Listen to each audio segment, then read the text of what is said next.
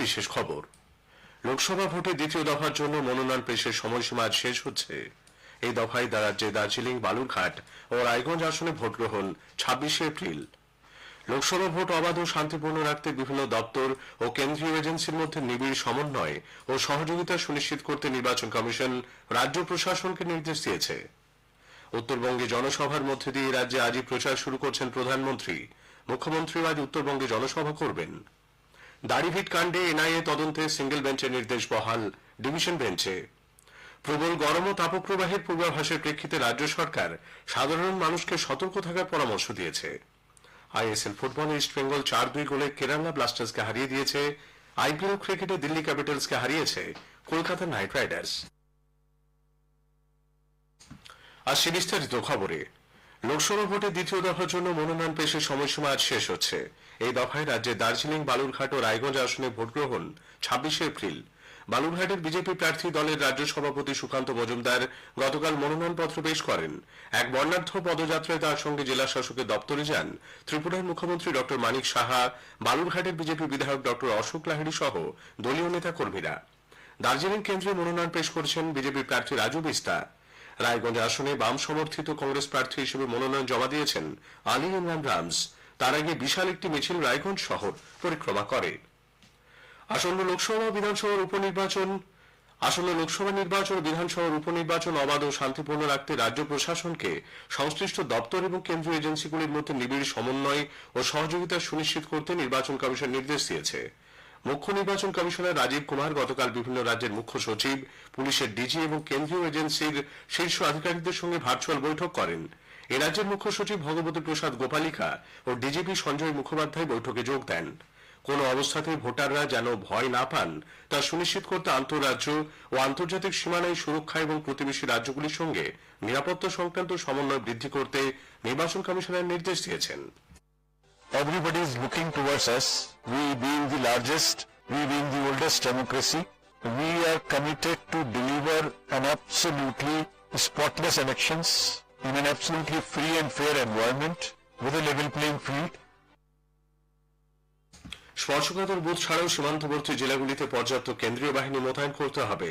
প্রার্থী ও ভোট কর্মীদের সুরক্ষায় নিতে হবে সব ধরনের ব্যবস্থা।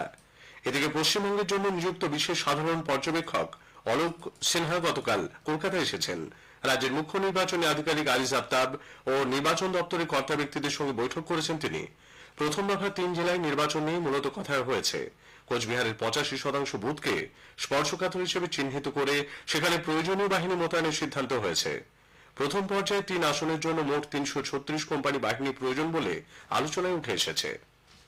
লোকসভা ভোটের প্রথম পর্যায়ে কেন্দ্রীয় বাহিনী মোতায়েনের পরিকল্পনা নিয়ে নির্বাচন কমিশন গতকাল বৈঠক করে। আগামী শনিবার ওই বৈঠকে উপস্থিত থাকার জন্য রাজ্য পুলিশের নোডাল অফিসার এবং কেন্দ্রীয় বাহিনীর কোঅর্ডিনেটর বিকে শর্মাকে চিঠি দেওয়া হয়েছে।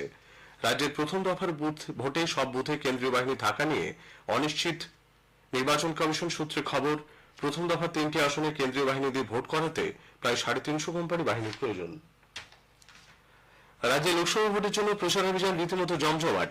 শীর্ষ বিজেপি নেতা তথা প্রধানমন্ত্রী নরেন্দ্র মোদী আজ কোচবিহারের নির্বাচনী জনসভায় অংশ নেবেন। রাসমেলা ময়দানে কোচবিহার ও আলিপুরদুয়ার লোকসভা কেন্দ্রের প্রার্থীদের সমর্থনে জনসভা। এরপর আগামী 7 তারিখ প্রধানমন্ত্রী জলপাইগুড়ি ও দার্জিলিং লোকসভা কেন্দ্রের প্রার্থীদের সমর্থনে জনসভা করবেন। এ রাজ্যে দলীয় প্রার্থীদের সমর্থনে প্রচারে আসার কথা বর্ষিয়ান বিজেপি নেতা অমিত শাহ, রাজনাথ সিং, বিজেপির সর্বভারতীয় সভাপতি জগৎ প্রকাশ নাড্ডা এবং অসম ও উত্তরপ্রদেশের মুখ্যমন্ত্রীদের। অন্যদিকে তৃণমূল কংগ্রেস প্রধান মুখ্যমন্ত্রী মমতা ব্যানার্জি আজ কোচবিহারের মাথাভাঙায় জনসভা করবেন। একটি প্রতিবেদন। রাজ্যে লোকসভা ভোটের প্রথম পর্যায়ের প্রচার আগামীকাল থেকেই তুঙ্গে উঠছে। প্রথম পর্যায়ে আগামী 19 এপ্রিল উত্তরবঙ্গের 3 আসন কোচবিহার, আলিপুরদুয়ার ও জলপাইগুড়িতে ভোট গ্রহণ।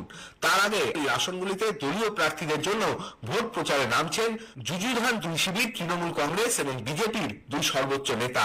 প্রবীণ বিজেপি নেতা প্রধানমন্ত্রী নরেন্দ্র মোদী এবং তৃণমূল কংগ্রেস নেত্রী মুখ্যমন্ত্রী মমতা ব্যানার্জি উত্তরবঙ্গে তাদের প্রচার শুরু করছেন। কোচবিহার থেকে রাজ্যে লোকসভা ভোটের প্রচার শুরু শুরু করতে চলেছেন প্রধানমন্ত্রী।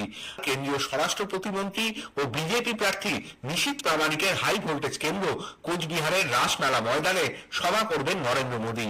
অন্যদিকে উত্তরবঙ্গে নির্বাচনী প্রচারে ঝড় তুলবেন তৃণমূল কংগ্রেস নেত্রী মমতা ব্যানার্জি। জলপাইগুড়ি ও কোচবিহারে দলীয় প্রার্থীদের সমর্থনে জোড়া জনসভা করবেন তিনি। প্রচারে প্রথমে কোচবিহারের মাথাভাঙায় দলীয় প্রার্থী জগদীশ বসুনিয়ার সমর্থনে এবং তারপর জলপাইগুড়ির মালে তৃণমূল কংগ্রেস প্রার্থী নির্মল চন্দ্র রায়ের সমর্থনে জনসভা করার কথা রয়েছে তার। অভিরূপ ভট্টাচার্য, আকাশবাণী সংবাদ, কলকাতা। বাম দলগুলিও জোর কদমে প্রচারে অংশ নিচ্ছে। সিপিআইএম এর রাজ্য সম্পাদক মোহাম্মদ সেলিম আজ মুর্শিদাবাদে একাধিক জনসভায় অংশ নেবেন। কংগ্রেসকে সঙ্গে নিয়ে একটি যৌথ মিছিল তার যোগ দেবার কথা। দার্জিলিং আসনে বিজেপির প্রার্থী রাজু বিস্ট জনসংযোগ কর্মসূচিতে অংশ নেবেন। কংগ্রেস প্রার্থীরাও নিজ নিজ আসনে প্রচার চালাচ্ছেন। রাজ্যের বিরোধী দলনেতা শুভেন্দু অধিকারী মুর্শিদাবাদে দলীয় প্রার্থী গৌরীশঙ্কর ঘোষের সমর্থনে গতকাল পদযাত্রা করেছেন। এদিকে ইন্ডিয়ান সেকুলার ফ্রন্ট আইএসএফ আজ তাদের দ্বিতীয় পর্যায়ের প্রার্থী তালিকা প্রকাশ করবে।